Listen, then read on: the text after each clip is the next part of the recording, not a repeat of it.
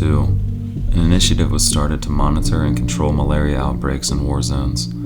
This initiative, originally under the U.S. Public Health Service, would become the Communicable Disease Center, or CDC, in 1946.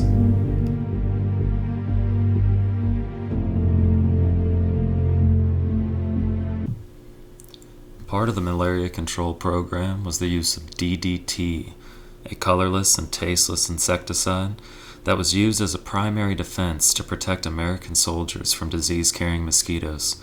It was sprayed generously over anything and everything in Army barracks. Ultimately, it was banned in the United States in 1972 because of its toxicity to humans.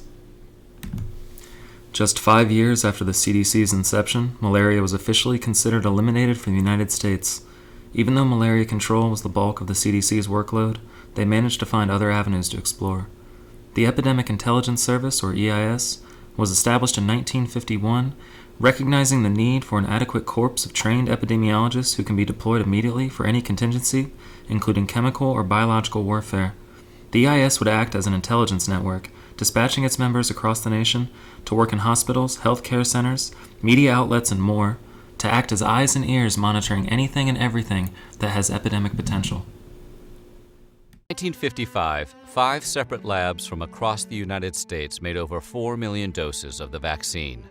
But despite this incredible action, there were still newly reported cases of paralytic polio, and scientists were getting concerned. An investigation showed that many of the new cases had appeared in people who received a vaccination from a manufacturer called Cutter Laboratories. And in May of 1955, Surgeon General Leonard Scheel suspended all vaccinations in the U.S. The EIS was credited with this major success. 260 polio cases were investigated and found to be caused by faulty vaccines, allowing healthcare officials to track down and remove the batches at fault. After the success, the EIS program would expand to add 100 new members every year, many of them remaining in the CDC. Others, however, gained prominent positions in government, such as William Stewart, who became the U.S. Surgeon General. Others still would gain positions in the WHO, and some went on to work as medical journalists, even becoming editors of those medical journals. Despite this success, there was reasonable suspicion of the risks of having an intelligence network of this capacity. Peter Duesberg, a professor of molecular biology at UC Berkeley, writes, "Not only do they constitute an informal surveillance network, but they can act as unrecognized advocates for the CDC viewpoint, whether as media journalists or as prominent physicians."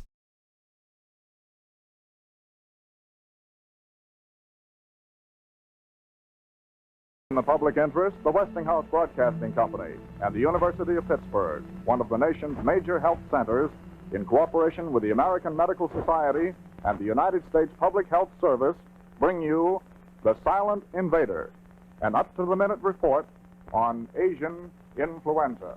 Well, is there the possibility that Asian flu might turn into, if I may use the word, a killer? Well, that is a possibility, of course, and that has happened in preceding years when we have had epidemics. Back in 1888, when we had a large epidemic, and then many of us recall the 1918-19 epidemic, when we had a mild influenza epidemic in the spring of 1918, and then in the fall we had a large outbreak of very virulent influenza, followed by serious complications, and then another wave hit us in the February or March of 1919. At that time, as you may recall, in that whole period, we had about 20 million cases in the United States and about 850,000 deaths. But I would like to add that conditions are quite different now than they were then. In the first place, we have a mild strain of influenza, not a virulent strain. In the second place, we have the antibiotics to combat any complications that might arise, which we did not have in 1918. Mm-hmm. Well, actually, Carl, we are trying to do 3 things. One is to develop as rapidly as possible the only preventive agent that we have against influenza, and that is the vaccine against this particular strain of the vaccine, of the virus. And that is being done in 6 of the large pharmaceutical manufacturers of this country. Well, Dr. Burney, I can breathe a lot easier knowing a little about how this vaccine is made and that there isn't any live virus in it. And I'm certainly impressed with the way your public health team operates. I mentioned it before. I want to impress that on you for our viewers as well as myself. Newspapers, ads, and even television commercials began encouraging the American public to take the new Asian flu vaccine. It can strike you and your entire family at the same time, but it doesn't have to happen if you and your family are vaccinated against Asian influenza. Get this protection in time. See your doctor or health department now. Influenza vaccinations have a poor performance history, which makes the CDC's unilateral approach to treating this disease somewhat puzzling. This study reports a 43% effectiveness, which isn't exactly something to marvel at.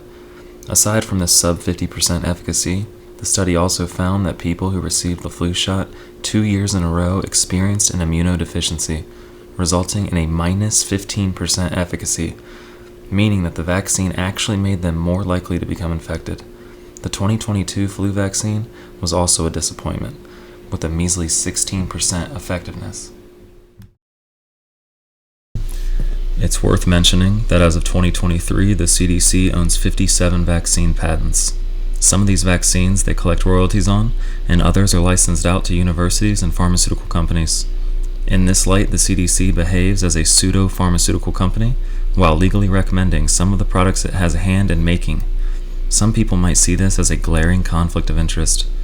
The buying and distributing of vaccines remains a high priority for the CDC, accounting for almost half their annual budget of $12 billion. The 1957 Asian flu response would go down as a public health success, although critics would argue that the fears were unfounded and perpetuated in the media merely to stimulate vaccine sales. The reality is that in the past 100 years, there's been a precipitous drop in morbidity from infectious disease, which could be bad for business if your business is managing infectious disease.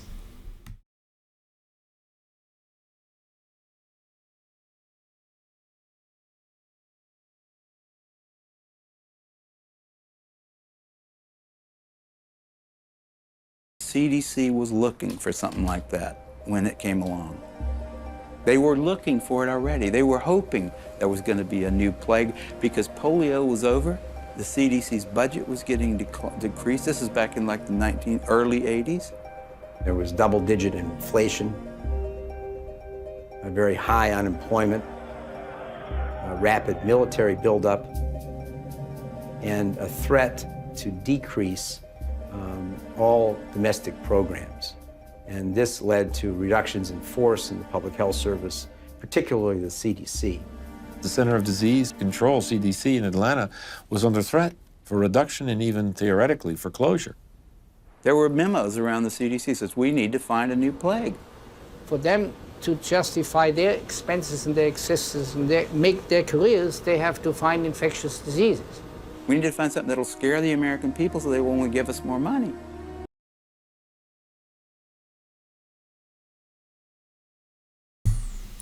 What would later be known as one of the biggest public health scandals in history happened in 1976. 200 people became ill with the flu at Fort Dix, and 1 person died, which was all that was needed to mobilize a vaccination campaign which procured $135 million from Congress and resulted in 40 million Americans receiving a fast-tracked flu shot. Of course, there was no shortage of promotional vaccine advertisements. Flu, man, I'm too fast to let it catch me. You'll want to be protected. Get a shot of protection. The swine flu. Joe brought it home from the office.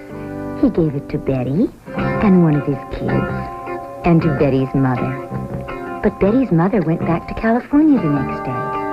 On her way to the airport, she gave it to a cab driver, a ticket agent, and one of the charming stewardesses. At school, Joe's kid gave it to some other kids, and Mrs. Merrill got it and gave it to her husband. In California, Betty's mother gave it to her best friend, Dottie, but Dottie had a heart condition and she died.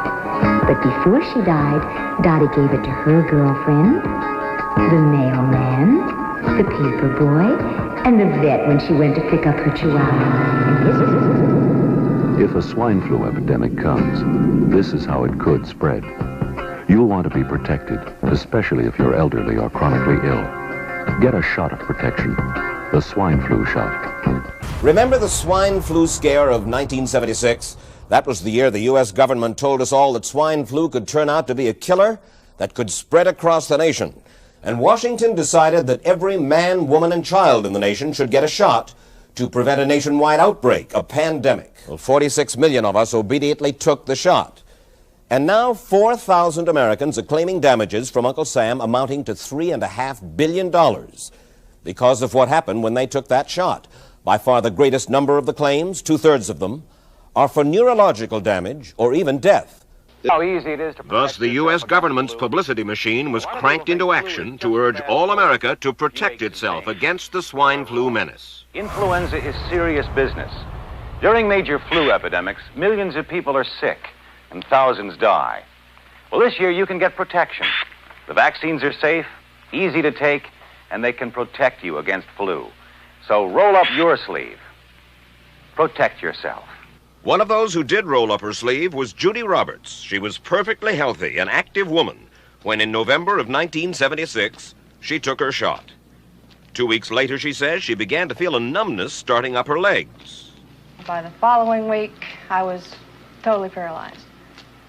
So completely paralyzed, in fact, that they had to operate on her to enable her to breathe. And for 6 months, Judy Roberts was a quadriplegic. The diagnosis?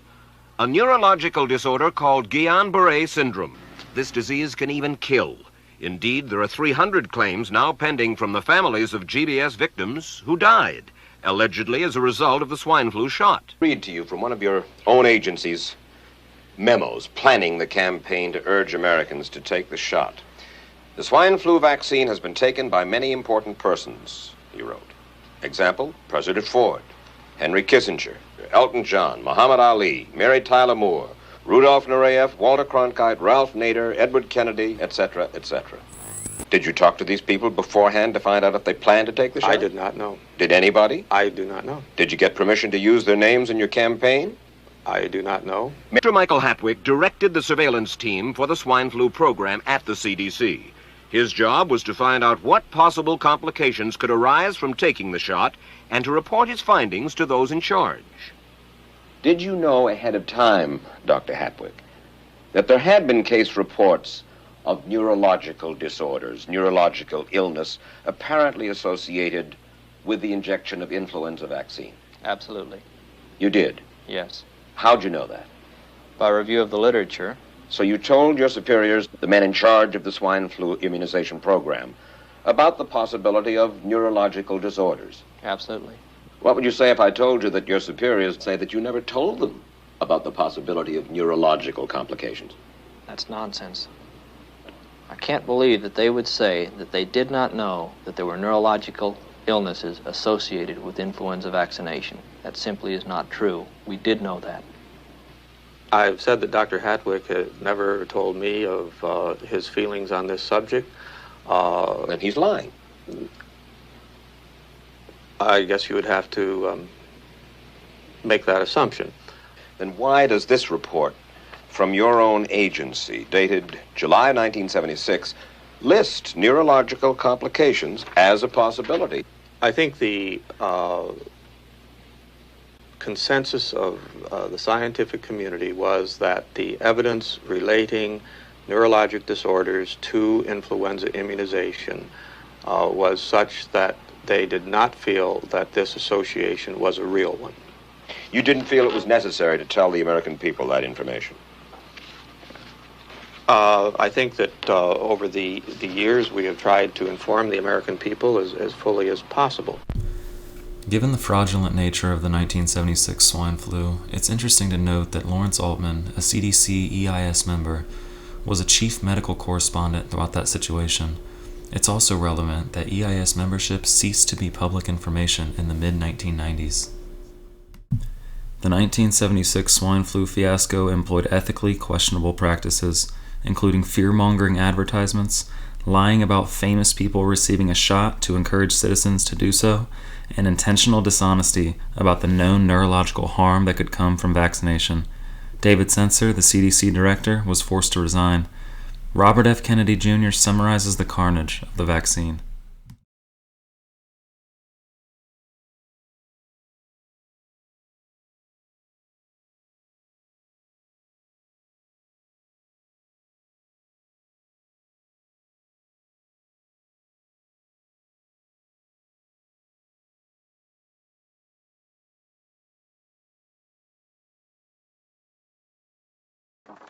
With me now is Dr. Anthony Fauci. He's presently the director of the Institute for Allergy and Infectious Diseases. Welcome to Wide Angle. Thank you. Good to be here. How is the avian flu different from the regular flu that, until the flu vaccine that I take now that I'm at that age, I used to get regularly. Almost every year I'd come down with the flu. The flu that you and I get exposed to for the last several years happens to be an H3N2. So that when we get infected on a given year, even though we may get infected and sick, we still have some baseline immunity from either previous exposures in previous years or previous vaccinations. So even though we may get infected and we may get sick, our body is primed to ultimately suppress that virus. When you get H5N1, the H5N1 no one has ever experienced before. So when that virus gets to your body, you don't have any primed baseline immunity to come in and suppress it. What is the worst scenario? Well, the worst scenario is that this virus that's circulating right now in Southeast Asia maintains its mortality rate. Right now, there have been 112 cases in people with 57 deaths. So that's about a 50% mortality. And that's high? That's really high. Even the pandemic flu of 1918 only killed 1 to 2% of the people who were infected. The media and various health agencies were quick to come out with death toll projections. Klaus Storr of the WHO estimated 2 to 7 million dead. This 150 million death projection looks like satire, but isn't, and was reported by the Washington Post. The New Yorker published an emotional piece about someone dying from bird flu, or H5N1. Others from the WHO parroted the projections of Klaus Storr. And, finally, Neil Ferguson of Imperial College London estimated that up to 200 million people could die from bird flu.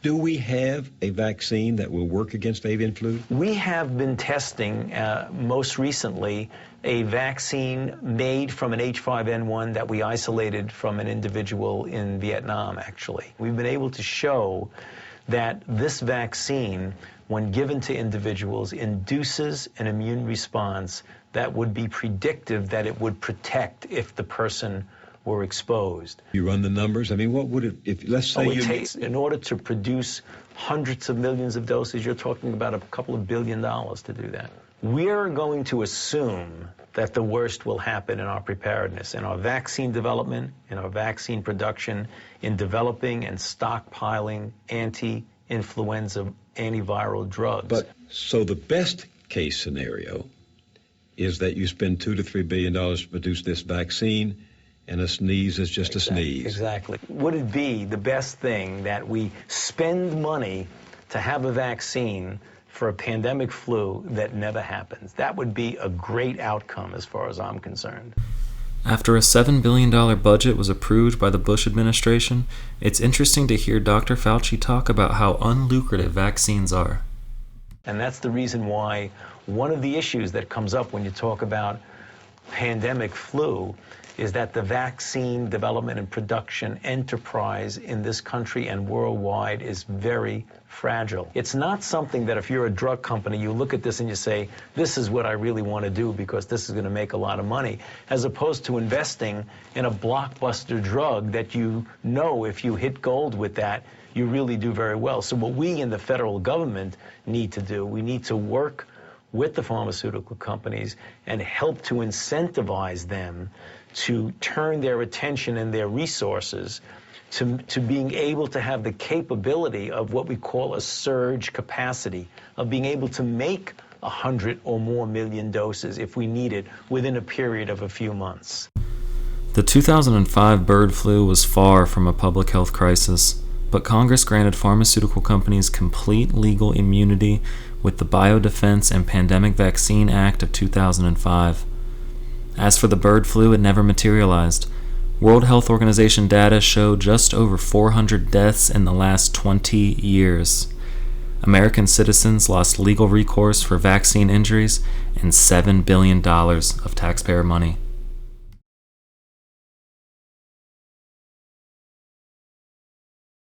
When H1N1 historically has gone into a community, both in the United States in the spring of 2009, as well as what we're seeing in the Southern Hemisphere, in Argentina, Chile, Australia, in South Africa, it generally overwhelms and crowds out the seasonal flu. So if you're in a community in which we know from surveillance that 99% of the cases of flu are really H1N1, you can make a reasonable assumption that your illness is due to H1N1. There was another flu scare in 2009. The media was quick to publish its doomsday projections, estimating 2 billion people would be sickened by H1N1. By this point, some people were too aware of health authorities hyping up pandemics, but most notably in 2009, the WHO declared a pandemic with only 144 deaths worldwide in a period of 11 weeks. The article points out that seasonal flu kills that amount worldwide every few hours. It goes on to explain that the WHO rewrote the definition of pandemic so that even small outbreaks with very little or even zero mortality could constitute a pandemic. Most embarrassingly, New York City statistics showed the 2009 swine flu to be about 1/10 as lethal as a seasonal flu. Declaring a pandemic meant initiating contracts with member countries, ultimately granting the WHO and its pharmaceutical partners with billions of dollars. The Parliamentary Assembly of the Council of Europe investigated the WHO's motives in declaring a pandemic. The chairman, Wolfgang Wodarg, even declared that the false pandemic is one of the greatest medicine scandals of the century. This is the previous WHO definition for a pandemic, clearly detailing enormous numbers of deaths and illness. Now they claim this definition never existed. Even within the agency, Dr. Ulrich Kiel has said, "We are witnessing a gigantic misallocation of resources, $18 billion in terms of public health." In case there were any doubts as to the motives of the WHO, the Bureau of Investigative Journalism would deliver the final blow when it found that key scientists advising the WHO on pandemic influenza had financial ties to the drug companies which stood to profit from the organization's decisions. NIAID sponsored clinical trials of the 2009 H1N1 influenza vaccine, which began in early August, already have some preliminary results. What are the early data showing us? Well, the early data are showing us, we did a bunch of trials, and the fundamental questions are, is this safe, at least in the short term? Are there any obvious safety issues? Secondly, what is the right dosage to use, and how many doses should we give? And what is the sequence of giving it vis-a-vis the seasonal flu vaccine and the H1N1 vaccine? We have some very good news that we got recently that, first of all, as we had expected, since this is very much like the seasonal flu vaccine, that there doesn't appear to be any safety red flags or safety issues. The British Medical Journal found the safety claims to be contrary to the truth. In fact, as the BMJ put it, governments around the world had made various logistical and legal arrangements to shorten the time between recognition of a pandemic virus and the production of a vaccine and administration of that vaccine in the population. In Europe, they were allowed to grant licenses to pandemic vaccines based on data from pre-pandemic vaccines using a different virus. In essence, this means safety trials were completely bypassed. The European Medical Association found almost 1,000 people had developed narcolepsy because of pandemics, with 872 people developing cataplexy, of which more than 500 were children. Just like the others, this pandemic never materialized.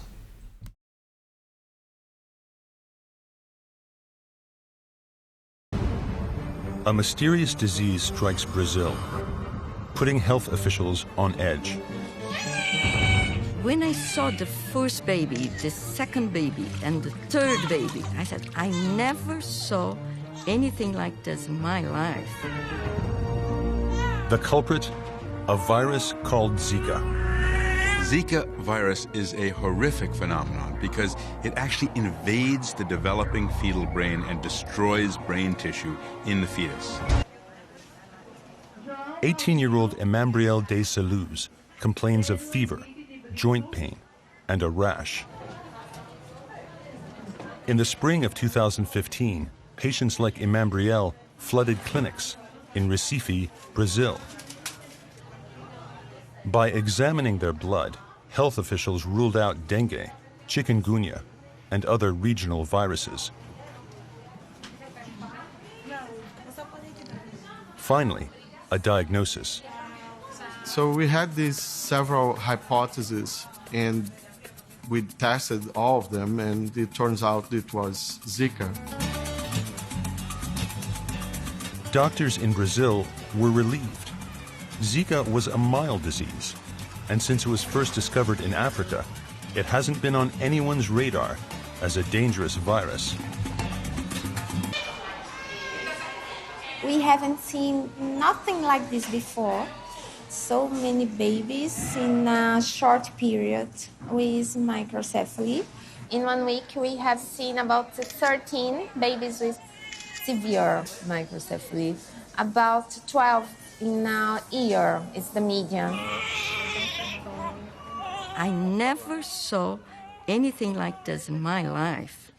They had triangular face, and they seemed to have no forehead. And they had kind of a helmet in the back with the occipital, what we call the backbones, in a very strange shape. We have seen imported cases already of Zika into the United States. We've seen over 50 cases, including about 30 that are in the Puerto Rico and 1 or 2 in the U.S. Virgin Islands. The question that we're keeping our eye on is the issue of locally transmitted Zika. And I think the reasonable expectation on what we know at the moment is that we're going to have many more cases of microcephaly across the Americas. Zika cases peaked in 2016 at 5,100, only 224 of which were acquired locally in the United States. In the following years, Zika virtually disappeared, and in that time there were 0 cases of microcephaly. And so we are advocates for that Zika funding. It's extremely important as summer approaches in the United States that we not get complacent about Zika and the mosquitoes. Yeah. So far, there's been no mosquito-borne transmission of Zika in the U.S. Right. There's been travelers infected, and there's been sexual transmission, but we need to be ready for Zika this summer. Yeah, which is why so many people, athletes included, are pulling out of the Brazil Olympics. They're afraid. The president requested $1.9 billion for Zika in February. Congress says it should be lower than that because money is so tight. What do you think in terms of Congress and how Congress can act better or faster on funding? Well, Congress eventually approved almost $2 billion for Zika management and vaccine development. So what exactly did taxpayers get for their money? As of March 2016, the WHO reported 18 different Zika vaccine programs. After Zika's disappearance, just within a year of its emergence, none of the experimental Zika vaccines reached phase 3 trials.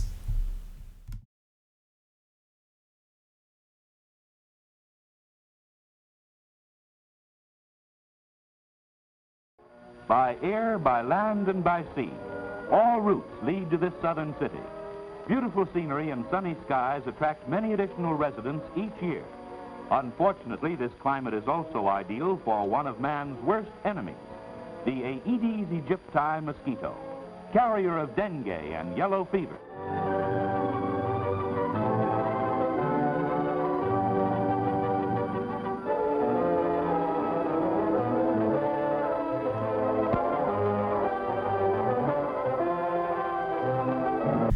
With just over 5,300 cases of dengue in the U.S. in a 7-year period, and 93% of those being travel-associated, the NIAID leapt into action. The NIH, of which the NIAID is a part, did a news release identifying dengue as a potential threat.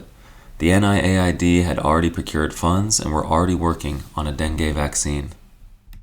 Hippocrates swore us all who practice medicine to do no harm. First, do no harm.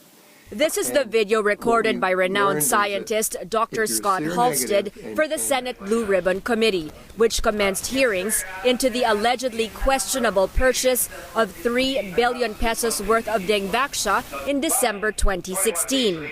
Halstead is one of the world's foremost experts in dengue and other mosquito-borne viruses. His video was meant to forewarn health officials in the hearing that while Dengvaxia is beneficial to those who've contracted dengue, it poses risks to seronegative persons or individuals who've never had dengue before. If you're seronegative and your very first dengue infection is going to be very trivial, but if you get vaccinated, then your first dengue infection may put you in the hospital, and it may be worse. Halstead's advice: don't give the vaccine to seronegative persons. This is a vaccine that is doing harm, but it's doing harm in a way that can be avoided. Halstead's warning was based on his study, which was published in an international medical journal on March 29, 2016, just days before the Aquino administration launched its mass dengue immunization program. Former Health Secretary Janet Garin told a congressional hearing last year that she dismissed Halstead's findings because it was refuted by other experts. Halstead learned of the ongoing program in the Philippines and refused to sit idly by. He recorded this video in November 2016, but the video was never played at the Senate.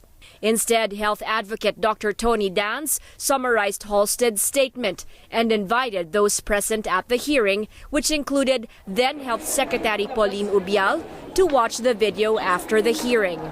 Asked why hundreds of thousands of children inoculated under her watch were not tested to determine previous infection, Ubial said it would have been tedious and expensive.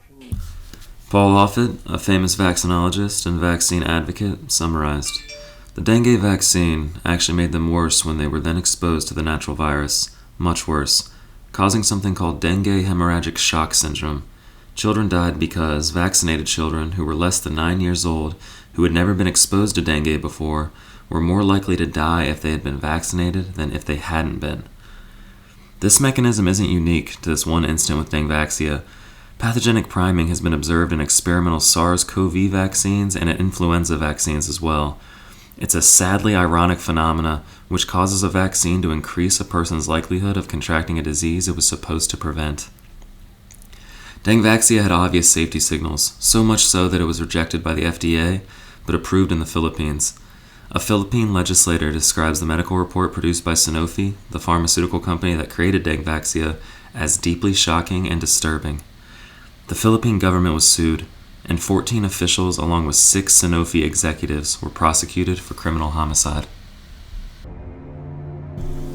In the last 70 years, our health agencies have grossly overestimated a shocking number of pandemics. Invariably, the death toll is overestimated and the public fear-ridden from the media.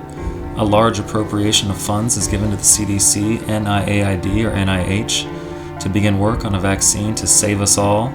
And in the end, as history has proven, the pandemic never happens, and the vaccines and remedies developed end up causing significantly more harm than good.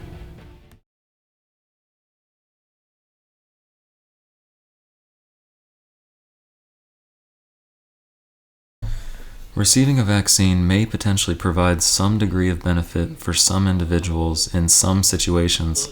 However, people must be fully informed on not only the safety studies, but in the process of how these vaccines are approved by our regulatory agencies.